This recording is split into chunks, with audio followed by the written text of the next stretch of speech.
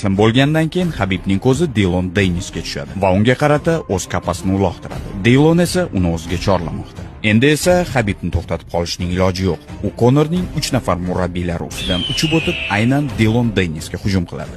O'z burchagidan vaziyatni kuzatib o'tirgan Konor ham Habibning ortidan sakramoqchi bo'ladi, lekin oktagondagi xavfsizlik xodimlari uni to'xtatib qolishadi. Va shu paytda Habib tomonga yugurib ketayotgan Islom Maxachevga e'tibor bering. Biz bu kadrga hali qaytamiz. Shu paytda oktagonda Abu Bakr Nurmagomedov Konor Makgregor bilan to'qnash keladi. Konor birinchi bo'lib unga chap qo'lda zarba yo'llaydi. Kutilmaganda Konordan zarbani qabul qilib olgan Abu Bakr qo'lidagi papaxa bilan Konorga javob bermoqchi bo'ladi. Lekin u yo'llagan zarbalar Konorga yetib bormaydi. Shu paytda oktagonga Zubayra Tuxugov sakrab kiradi.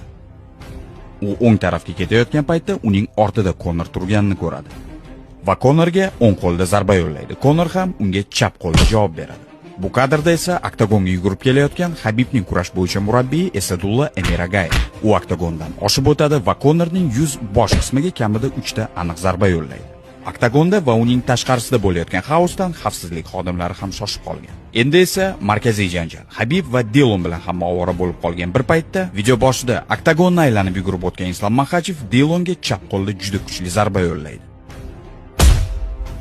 U tarafdan esa Habibning menejeri Rizvan Magomedov ham Dilonni olib o'tirmadi. Agar vaziyatga politsiya aralashmaganda Rizvanning ikkinchi yo'llagan zarbasi ham Dilonga tegardi.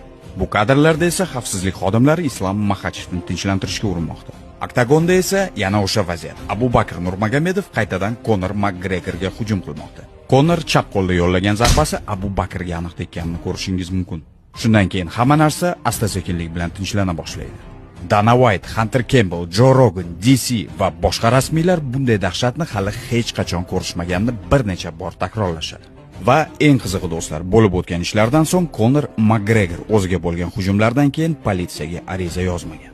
Shu sababli jangdan so'ng hibsga olingan Rizvan Magomedov va boshqalarni politsiya qo'yib yubordi.